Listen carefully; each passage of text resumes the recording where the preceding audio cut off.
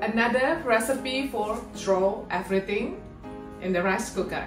This time I'm using beef, corn, silver, and as usual, topping with vegetable.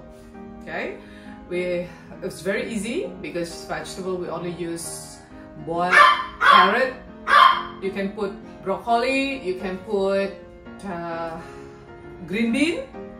So it's very fast. Depends on your rice cooker how the instructions there. You just put everything and then wait another 45 minutes.